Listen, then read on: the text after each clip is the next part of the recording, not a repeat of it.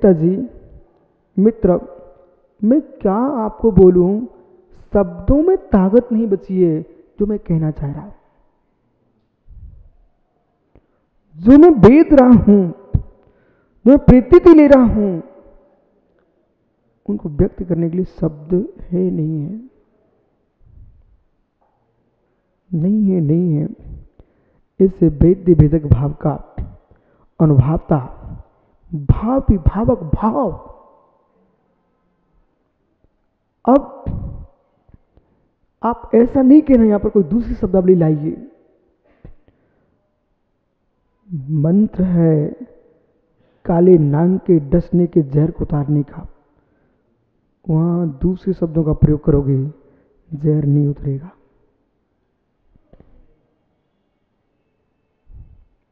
एक हास्य कवि होता है साध्य सागर भाई, वो भी चुन चुन के शब्द लाता है। क्यों? तुम्हारे भीतर की हास्य कसाय को बाहर करना, उसको हास्य कसाय को प्रकट कराने के लिए हास्य कवि के शब्द 9 क्रम बनते हैं।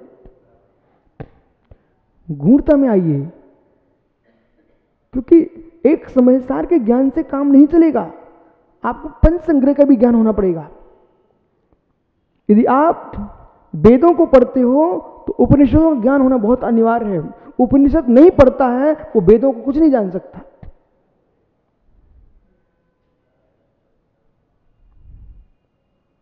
हे मित्र, ये बड़े बड़े कवि सम्मेलन हो रहे हैं। कभी शांत रस में बोलता है, कभी सब ठंडे हो जाते हैं। वीर रस में बोलता है, बुझाएं भड़कती है। श्रृंगार रस में बोलता है, सबके मन मचल जाते हैं। एक काव्य रस है, एक बार गन्ने का रस, इमली का रस, मित्र दाड़िम का रस, ये रस प्रभावी ना हो पाए, पर साहित्य के रस सुवर सागर बहुत जल्दी प्रभावी होते हैं। क्या आप लोगों ने 9 रस नहीं पढ़े? पढ़े साहित्य के 9 रस? तो प्रयोग करते हो क्या? हो हे मित्र, आपका बोध होना चाहिए। जगत विनश्वर है, यहाँ आकर के चंद दिन के लिए आए हो, चले जाओगे, जाना ही पड़ेगा। कल ही हाथ पीले हुए थे, शाम को मांग भरी गई थी, स्वयं मांग मिट चुकी है। इस संसार की लीला नहीं देखी क्या आपने? कौन सा रस है सुब्र सागर? निर्वेद, निर्वेद, ये 10वां रस है। सो भी बोलते लोग, निर्वेद।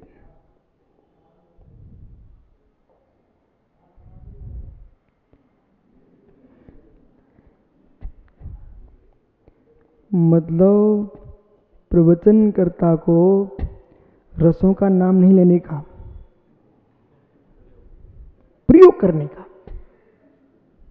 जैसे कि ये माँ जब भोजन परोसती है तो ये बोलती है, महाराज बुंदेलखंडी बोलूं, प्रवीण भाई ले लुचई खा ले। सुनो, क्या है, बुंदेलखंडी लोग भी सुन रहे हैं ना, बेबी मुस्कुराते हैं। मित्र दादा प्रकाश चंद जी, लुचई जानते क्या? लुचई नहीं जानते आप? तो डीबी कासलाल जी, माता जी है ना, ये लुचई देश की है। जिस देश में पूरी को लुचई बोला जाता है,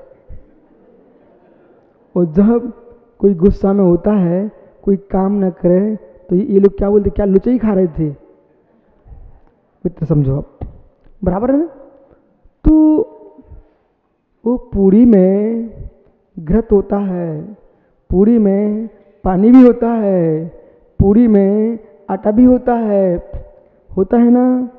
लेकिन फिर भी कभी ऐसा कह के कोई माँ नहीं पड़ोती, लो घी पूरी, लो आटा पूरी, लो पानी पूरी, ऐसा नहीं बोलती। वो मात्र क्या बोलती है?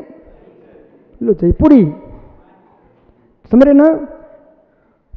उसने सारे रस उसमें भरे हुए हैं, लेकिन अलग अलग कह के परोसेगी ना तो खाने वाले का मन मचल जाएगा, स्वाद नहीं बढ़ेगा। वो मात्र भोजन बोलती है, कैसा लगा भोजन? हजारों प्रकार के भोजन सामग्री रखी गई है, पर एक संज्ञा क्या आ गई? भोजन। तो ऐसे ही वक्ता बोले मैं श्रृंगार रस का प्रयोग करता हूं, मैं शांत रस का प्रयोग करता हूं, ऐसा कहने से तुम्हारा वक्तव्य किरकिरा हो गया, किरकिरा हो गया। जैसे कि न्याय की भाषा में प्रवचन कर रहा है, अब मैं प्रतिज्ञा करता हूं, अब मैं हेतु देता हूं, अब मैं उपनय बोलता हूं, अब मैं निगमन बोलता हूं, अब मैं उदाहरण बोलता हूं, ओ किरकिरा हो गया। समझो समझ सागर, एक कुछ भी नहीं बोलने का, और कुछ भी छूटना नहीं चाहिए। इसका नाम है धारावाहिक रूप से आप व्याख्यान कीजिए, सारे प्रयोग होंगे, और जहां जिसका प्रयोग होगा, जैसे कि बैठो भैया, जैसे कि ये अप्रमित सागर हैं, जब जब बैंड बजते तो मैंने हाथ पकड़ना पड़ता है। तो क्यों? अरे क्या हुआ, एक जलूस चल रहा था, जलूस। अब जलूस में क्या हुआ, ये महात्मा, ये प्रवीण भाई हैदराबाद, ये कुछ घोड़े लेके आए। अब हैदराबाद में प्रवेश था, अब घोड़े लेके आए, एक बच्चा बिठा लीजिए घोड़े के ऊपर, कुछ खाली जा रहे थे। अब जो घोड़े वो थे, वो नचने वाले घोड़े थे। बोल याद कर भाई। अब नचने वाला घोड़ा जैसे ही बैंड बजा, वो तो नाचना शुरू कर दिया, खड़ा होने लग गया। भाई नचना घोड़ा आएगा, उसमें जो बैठेगा तो गिर पड़ेगा ना। अब यहां विषय पकड़िए, जो घोड़ा है, जो घोड़ा है वो तो त्रियंच है ना, पर मित्र चाहे त्रियंच हो चाहे मनुष्य हो, शब्द ब्रह्म पर जब प्रभावित होता है तो जैसे बैंड की आवाज कहाँ कहाँ ताल, कहाँ क्या होना है, जैसे उस पर थाप पड़ती है, वैसे अब भाई डॉक्टर से पूछो ना, भजन शुरू हो उसकी ढपली बजने लगती है। आप विषय पकड़िए, विषय पकड़िए। तो ये त्रियंच प्राणी, बीन की आवाज चलती है, बामी के अंदर सांप बाहर आ जाता है। मृग संगीत प्रिय प्राणी है, संगीत चल रहा हो, मृग खड़ा हो जाता वहां करके। हिरण, हे जीव, हे जीव, उदात्त अनुदात्त स्रोत पुरुत,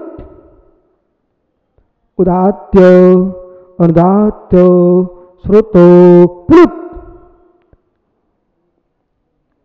शब्द को ऊपर उठाना, शब्द को नीचे लाना, फिर धारा में बहाना, ये विद्या जिसके पास है वो सारी सभा को अपने साथ रखता है बांध के। जिसको विद्या नहीं आती, सीधा सीधा बोलना प्रारंभ कर दिया, विषय तो समझा देगा। मैं बोलूं पक्का? क्या बताऊं, मुझे तो हजारों लाखों घरों के भोजन का पता है। इतने दिन से घाट घाट का पानी पिया है, वो घर घर का भोजन किया है, व्यवहार से बोल रहा हूं, तो मुझे मालूम चल जाता है इस बात का, इस घर के लोग कितने पुण्यात्मा हैं, कितने पुण्यक्षीण हैं। अरबपति खरबपति आदमी के पास पुण्य है धनपति होने का, उसके घर में रोटी बनाते नहीं बनता, तो मैं सोचता हूँ बेचारा कितना अभागा है, मकान पत्थरों को देखता रहेगा, पर जब खाना खाने बैठता हो तो रोता होगा कि कहाँ से देवी पकड़ के लाया, इसे रोटी बनाते नहीं बनता। पक्का है कि नहीं? मतलब समझिए, आप भोजन बना रहे हो, सामग्री डाल देना मिला देना ये कोई भोजन बनानी है, उसमें स्वाद कैसे भरा जाता है, इन हाथों के वो प्रभाव होता है। कुछ वैद्य हैं तो मरीज को देख भर लें तो आधा स्वस्थ हो जाता है। कुछ लोगों के हाथ का भोजन मात्र पानी भी देना वो मीठा लगता है, और कुछ लोगों के हाथ में मीठा भी हो ना, वो खट्टा हो जाता, तो हाथ में पहुंचते ही उस जीव के पुण्य का पाप का प्रभाव है, उसकी बरगना अशुभ है, उसके हाथ में आया मीठा भी खट्टा दिखता है। और एक पुण्यात्मा जीव है मित्र, उसे खट्टा द्रव्य मीठा दिखता है। इसे स्वीकार करो। व्यवहार निमित्त निमित्तिक भाव, समझ रहे ना? निमित्त निमित्तिक भाव। एक व्यक्ति शब्द बोलता है। आज डॉक्टर से एक बात बोल रहा था, एक वक्ता के बारे में बोल रहा था कि वो बोलता सुंदर है, सब कुछ है, लेकिन सभा में सरसता नहीं लाता। सत्य को देखिए, सूखे वृक्ष पर कौआ कांव कांव कर रहा हो, ठीक है? सूखे वृक्ष पर कौआ कांव कांव कर रहा हो, सुना कुछ? शुष्क वृक्षोपरि का आवाज कर रहा है। शब्द पकड़िए, शुष्क वृक्ष पर काक आवाज कर रहा है। कुछ आया लोच है। ए भैया, ओ सूखे वृक्ष पे कौआ कहां काम कर रहा?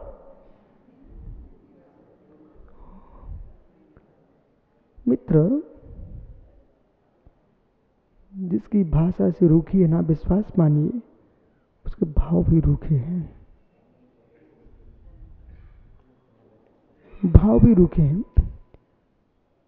नहीं, शीघ्र उत्तर दे देना, किसी को कुछ नहीं समझना और बिना सुन भाषण बोलना। शुष्क टाइप का जीवन जी रहा है, ठीक है, इतना तेरे पुण्य लोगों को तुम प्रभावित करके बिठा लोगे, लेकिन श्रद्धा में नहीं बिठा पाओगे। जैसे कि दीपक साहे को अपनी माँ से राग है, उसको रोटी बनाने माना कि नहीं बनता, फिर भी दीपक साह अपनी माँ के भोजन करेगा, पर क्योंकि माँ का भोजन है, उसकी माँ का भोजन है। पर जो दूसरे की माँ बहुत सुंदर बनाना जानती है, ये शब्द दीपक के अंदर गूंजेगा, मेरी माँ भोजन तो बनाती है पर उतना मधुरता नहीं भर पाती है। ये शब्द आएगा कि नहीं आएगा? नियम से आएगा। क्यों आएगा? चखने पर।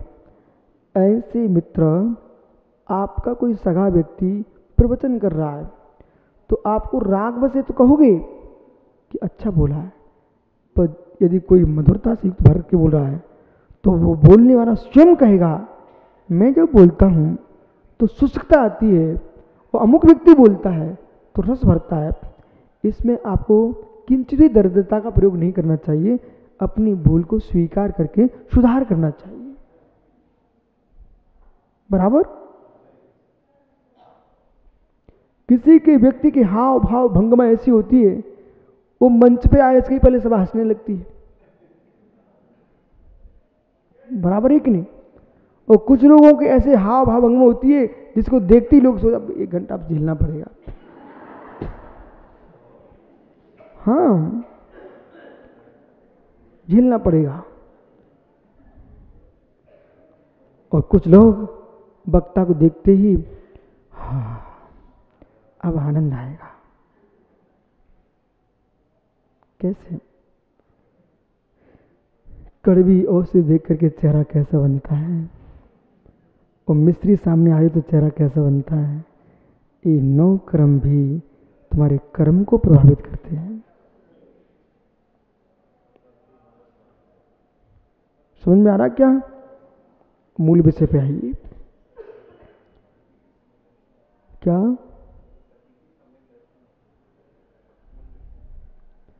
हे जीव, जो जीव तत्व की प्रतीति है, अजीव तत्व की प्रतीति है, आश्रय संबंध बंध मोक्ष तत्व की प्रतीति है, ये शास्त्रों में लिखी प्रतीति शब्द ब्रह्म रूप है। और भिन्न जीव, भिन्न अजीव आदि तत्व है, ये तेरा जीवत्व भाव नहीं है। जो प्रतीति ज्ञेय तत्व, ज्ञाति तत्व, निज आत्म द्रव्य जब तेरा ज्ञेय तत्व बनेगा, निज आत्मा ही ज्ञात्री तत्व बनेगा, उसकी प्रतीति जब लेगा तब तेरा सम्यक दर्शन प्रकट होगा।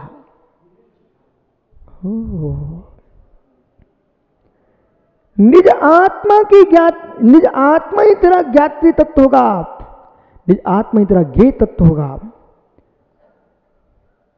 यदि पर ज्ञेय तत्वों को ज्यों के त्यों जानते हुए उनसे भिन्न निज आत्म तत्व की प्रतीति तुझे नहीं हो रही है, निज आत्म तत्व का संवेदन नहीं हो रहा है, तो तेरा निज आत्मा के श्रद्धान के अभाव में सम्यक दर्शन कैसा?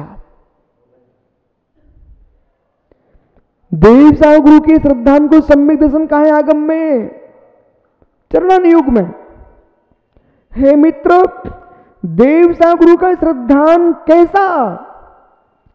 देव देव है, गुरु गुरु है, शास्त्र शास्त्र है। इन तत्वों को जान करके तत्वा श्रद्धानम सम्यक दर्शनम, तत्व पर श्रद्धान करना सम्यक है, तत्व की प्रतीति करना सम्यक है। पर उन सारे तत्वों से भिन्न तत्वों को भिन्न जानते हुए आत्म तत्व को अभिन्न जानता हुआ जो प्रतीति करता है उसका नाम सम्यक्त है।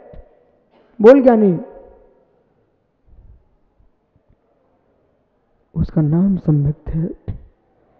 पर तत्व में श्रद्धान करेगा आत्मभूत बन के, तो मिथ्या दर्शन संज्ञा किसको दोगे आप? वही मिथ्या दर्शन है। आत्म तत्व से भिन्न पर तत्व परमात्मा भी क्यों ना हो, उसे तू यदि आत्मा मानता है तो तू बहिरात्मा है। कठिन हो रहा है लेकिन आप समझने का प्रयास करो। समझ में आ रहा है क्या? हे जीव, जो भगवान है, जो परमात्मा है, वो परमात्मा तो है परंतु आपकी आत्मा नहीं है। जैसे कोई पिता है, उसका पुत्र है, पुत्र को साहित्य में आत्मज कहा जाता है, पुत्र को साहित्य में आत्मज कहा जाता है। हे मित्र, इस साहित्यिक व्यवहारिक भाषा है। कोई किसी का पुत्र किसी की आत्मा से उत्पन्न नहीं होता, नहीं तो एक आत्मा दूसरी आत्मा उत्पन्न करने लग जाएगी।